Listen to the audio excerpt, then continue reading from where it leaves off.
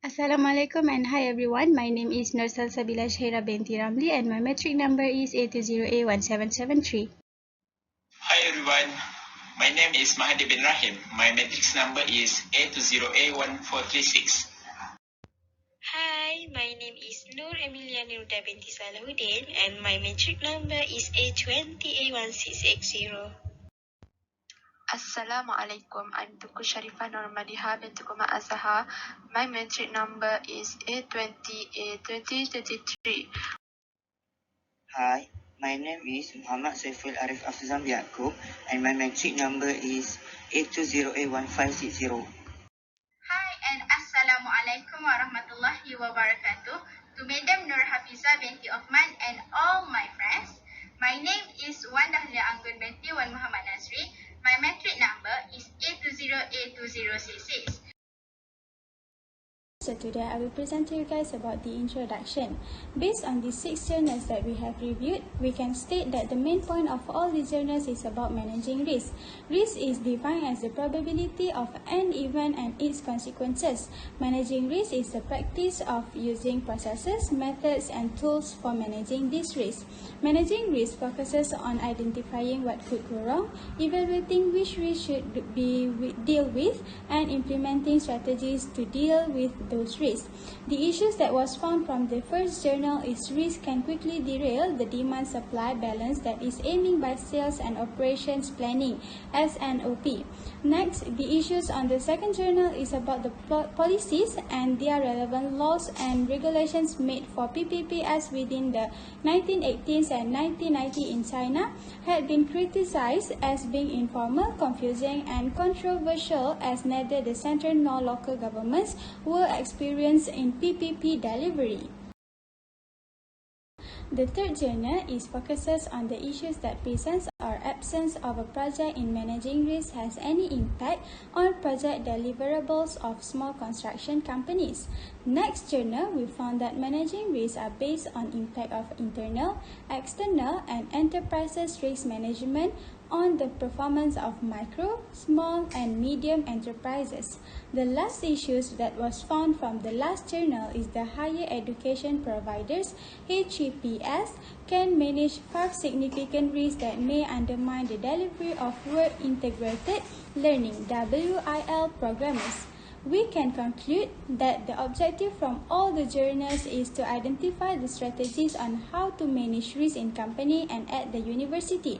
Moreover, the aim of the journal is to ensure that the company can manage to minimize the impact caused by managing risk. Next, I will talk about the content based on the journal review we did.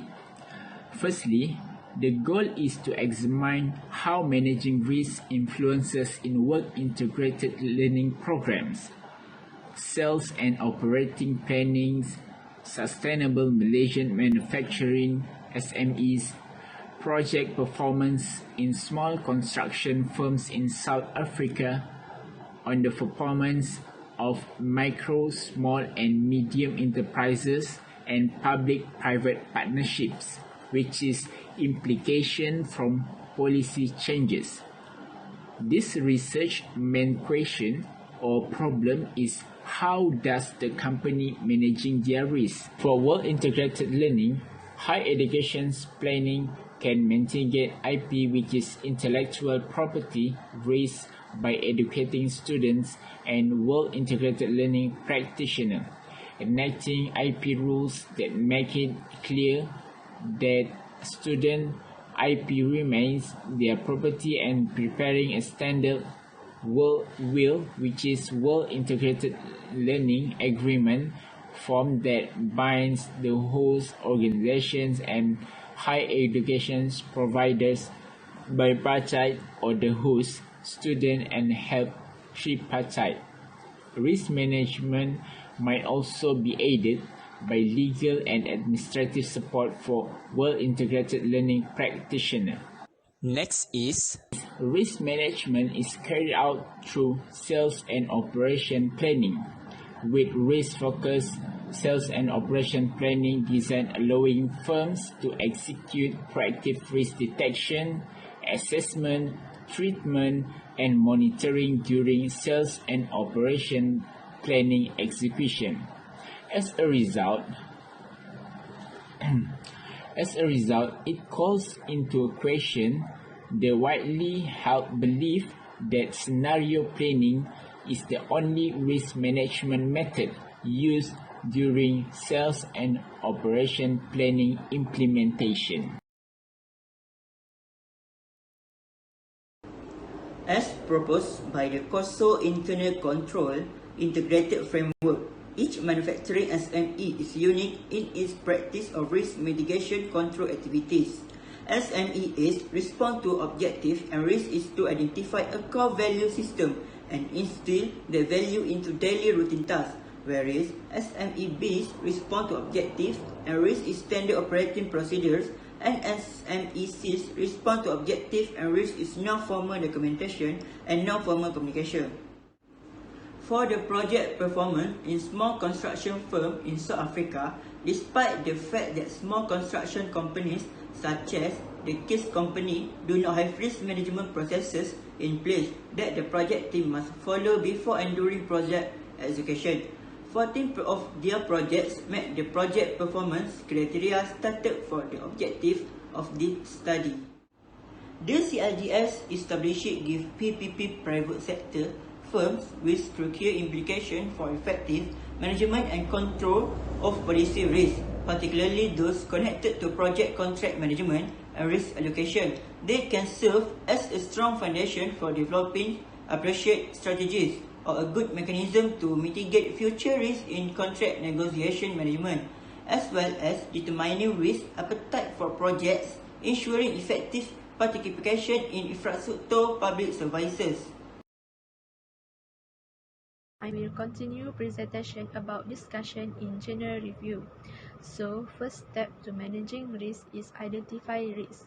Based on journal I have reviewed says that risk can be identified through S&OP design that focus organizational risk, such as on-demand supplies capacity or material supply. Next, assess the risk and their effects. Based on the research I have done on the journals, I found the way to assess risk for SME is to control activities and preventive controls. Try to prevent unwanted incidents from occurring. Assess the risk and their effects. Lastly, risk planning is to identify the key issues highlighted in identifying risk. It can be observed that the main issue highlighted is reactive risk management through S&OP adaptation. The possibility for S&OP to contribute reactively to decision making, particularly in response to risk, seems to have been mostly overlooked by the academic community. Thank you. Thank you, Sharifah. I will continue this presentation by explaining the recommendations for one journal with the most critical witness related to the corporate entrepreneurship course. The journal selected from the 6 journal we reviewed was written by Henry Defoe, Kirsten Scolton, and D. Peter Wendong. The author states 4 steps of managing risk, such as identification, assessment, treatment, and monitoring. These elements are correct but not accurate. Because of that, I will present 5 steps of managing risk by Paul Burns as we study in the corporate entrepreneurship course. He has set 5 levels of the process to managing risk according to the structure stages. First, identifying the risk internal and external associated with an action. Second, evaluating the probability of the risk materializing. Third, evaluating the effects of that risk materializing. 4. Mitigating the risk in whatever way possible. Last but not least, monitoring the risk to ensure early warning. With this, the risks that cause problems to an organization can be resolved so that the operation can run smoothly. I pass to the next candidate to continue this presentation. That's all from me. Thank you. So finally, I will conclude the main points obtained from the 6 journals we have been reviewed. This paper explores how to manage the risk conducted in companies and universities. It can be related to what we learn in this subject. When a company or university knows and recognizes how to manage the risk, it will be better prepared and deal with those risks more effectively. This managing risk can also reduce or minimize costs that can be leveraged towards more productive goals. In addition, it can also create and ensure a safe and conducive work environment. Indirectly, it will improve controls, processes, and training to manage all aspects of risk. Besides, managing risk creates and protect value. It helps to demonstrably achieve objectives and improve performance in areas such as human health and safety, security, legal and regulatory compliance, public acceptance, environmental protection, product quality, project management, operational efficiency, corporate governance, and reputation. Managing risk is very important in an organization because without it, it is likely that a company or university will not be able to determine its objective for the future. Therefore, if a company or university sets its objective without considering the risks that will occur, it is most likely to run into problems when there are risks that arise.